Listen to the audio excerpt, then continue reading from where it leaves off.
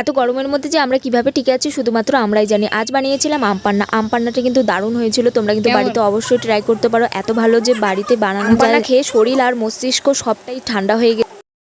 So hello guys and welcome back to my channel. তোমরা সবাই কেমন আছো? আশা করছি ভালো আছো আর আমিও খুব ভালো আছি। তো এই গরমের মধ্যে জন্য আম পান্না বানিয়েছিলাম। আম পান্নার জন্য দেখো কতগুলো আমি আম নিয়ে নিয়েছি, আর বাড়ির সবাই মিলে আজকে আম পান্নাই শুধু খাবো। ভাত ঠাত বাদ দিয়ে দাও, ভাত টাত তো মানে খেতে ইচ্ছে করে না এই গরমের মধ্যে, তো কী আর করব।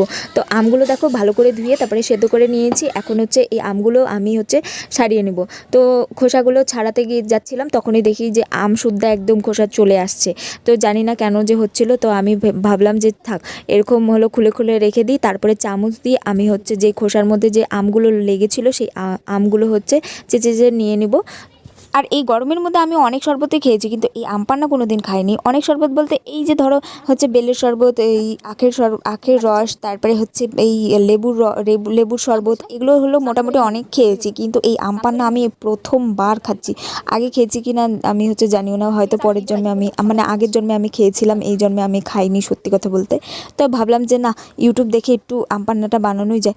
তো ইউটিউবেও দেখেছি কিছুটা ভিডিও, আর আমার নিজের থেকেও হচ্ছে কিছুটা অ্যাড করে দিয়েছি। এখানে কিছু কিছু মশলা আছে যেগুলো হচ্ছে অ্যাড করেছি।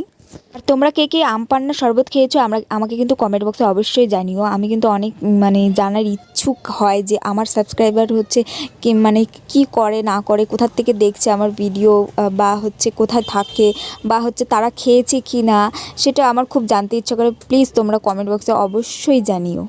আমার কয়েকটা সাবস্ক্রাইবার আছে, তারা এত মিষ্টি মিষ্টি কমেন্ট করে, নাম না বলে আমি থাকতেই পারছি না। শম্পা ছোট্ট রান্নাঘর, আর শ্রাবণী সরকার, আর মুনমুনস ব্লগ। তারা এত সুন্দর সুন্দর কমেন্ট করে, আর তার জন্য থ্যাংক ইউ সো মাচ।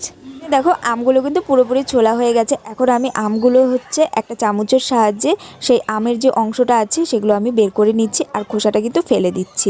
আর আটিটা যে আছে, যেগুলো হচ্ছে বীজটা যে আছে সেটা হচ্ছে শক্ত, সেগুলো আমি ফেলে দিচ্ছি। আর হচ্ছে যেটা নরম আছে সেটাও ফেলে দিচ্ছি, কিন্তু হচ্ছে যেটা ছোট ছোট যে আমগুলো আছে সেগুলো না মানে চট করে বের হয়ে চলে আসছে। তো এরকম দেখো আমি হচ্ছে একটা ব্লেন্ডারের হচ্ছে বাটি নিয়েছি, সেই ব্লেন্ডারের বাটির মধ্যে আমি হচ্ছে ওই আমগুলো যে আছে ওই আমগুলো দিয়ে দিচ্ছি। তারপরে এখানে হচ্ছে কয়েকটা পুদিনা পাতা নিয়েছি, পুদিনা পাতাগুলো আমি ধুয়ে নিয়েছি। এই পুদিনা পাতাগুলো আমি হচ্ছে এই আমের মধ্যে দিয়ে দিচ্ছি। তো এখন আমি বিট নুন দিয়ে দিচ্ছি, 2 চা চামচ আমি বিট নুন দিয়ে দেবো। বিট নুন দেওয়ার পরে আমি এখানে হচ্ছে জলজিরা নিয়েছি, তো একটা মানে প্যাকেট যে আছে সেই এক প্যাকেট কিন্তু আমি জলজিরা পুরোটাই দিয়ে দিচ্ছি। এখন আমি এটাকে ব্লেন্ড করে নেব। তো ব্লেন্ডারে ব্লেন্ড করে নিলাম। তো দেখো কতটা সুন্দর লাগছে দেখতে, এটা কিন্তু আইসক্রিমও হতে পারে। তো যাই হোক, এখন হচ্ছে আম পান্না বানাবো, যখন আম পান্নাই বানাই।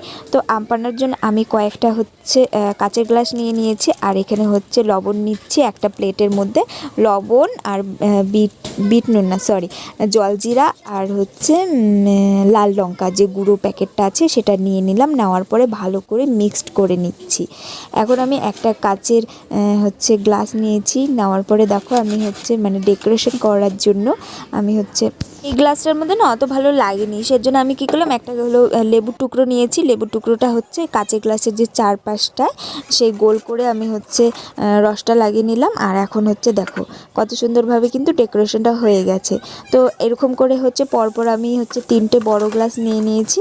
তো বড় গ্লাসটার মধ্যে কিন্তু লাগানো হয়ে গেছে। এখন আমি একটা ছোট দেখবে যে এই যে ছোট গ্লাসটা, এটা হচ্ছে ভাই খাবে। ও বলছিল যে আমি এটার মধ্যেই খাবো, আমি ছোটো তো আমি এটার মধ্যেই খাবো, ওর শখ যখন। তো আমি বললাম আচ্ছা ঠিক আছে তুই এটার মধ্যেই খাস। তো হচ্ছে একটা প্লেটের মধ্যে দেখো তো একটা প্লেটের মধ্যে পরপর আমি হচ্ছে গ্লাসগুলো সাজিয়ে নিলাম। এখন হচ্ছে যে ব্যাটারটা করেছিলাম সেই ব্যাটারটা, আমের যে ব্যাটারটা, সেটা হচ্ছে 2 চামচ করে গ্লাসের মধ্যে দিয়ে দিচ্ছি। পরে যদি লাগে তো আর 1 চা চামচ আমি দিয়ে দেবো। তো যতটা লাগবে ততটাই আমি দিয়েছিলাম। আর হচ্ছে এখানে আইস বরফগুলো যে ছিল মানে ছোট টুকরোগুলো, সেই হচ্ছে আইস কিউবগুলো আমি দিয়ে দিলাম সব গ্লাসের মধ্যে, আর এই ছোটোটার মধ্যে দিয়েছি। তো একদম ভরেই গেছে। তো যাই হোক, এখন আমি ঠান্ডা জল যে ফ্রিজের, সেই ঠান্ডা জলটা আমি দিয়ে দিচ্ছি সব গ্লাসের মধ্যেই, কিন্তু এই যে ঢেলে দিয়ে দিচ্ছি। এখানে হাসাহাসি করছিলাম, দেখো ছোটো গ্লাসটার মধ্যে একটুখানি জল দিয়ে দিচ্ছি, তাতেই হচ্ছে ভরে গেছে। তো এখানে যাই হোক, এখন হচ্ছে একটা মানে চামচ দিয়ে আমি পুরো হচ্ছে গুলিয়ে নিচ্ছি। তো তোমরা কিন্তু চাইলে পরে হচ্ছে মানে একবারে একটা বাটির মধ্যে এরকম করে শরবত করে তারপরে ঢেলে নিতে পারো। তো আমি হচ্ছে সেটা করিনি, তো সবগুলোর মধ্যে হচ্ছে অল্প অল্প করে তারপরে এরকম করে হচ্ছে চামচ দিয়ে গুলিয়ে নিলাম। নেওয়ার পরে এই যে এখন উপর দিয়ে জলজিরা দিয়ে দিচ্ছি, মানে ডেকোরেশনটা করতে হবে, তো ডেকোরেশন না করলে দেখতে না ভালো লাগলে কিন্তু খেতে ইচ্ছে করে না, সেটা কিন্তু বড় ব্যাপার। তো এখানে হচ্ছে পুদিনা পাতার যে উপরের ডোগাটা আছে সেটা দিয়ে হচ্ছে আমি ডেকোরেশনটা করে নিলাম। আর দেখতে যা দারুণ হয়েছিল না, সত্যি দেখতে যেরকম দারুণ হয়েছিল খেতেও কিন্তু তার থেকেও অসাধারণ হয়েছিল। সবাই বলছিল যে দারুণ হয়েছিল। এখানে দেখো ভাইকে আমি ডেকে তারপরে দিচ্ছি ওর রিভিউটা, তোমরা দেখো কেমন কেমন ভালো। তো এখন এতগুলো করব কি, সবাইকে তো দিতে হবে। এখন হচ্ছে আমি নিয়ে যাচ্ছি আমার ছোটো মামির কাছে, তো ছোটো মামিকে দিলাম, দেওয়ার পরে হলো খেলো, খাওয়ার পরে বলছিল দারুণ হয়েছে।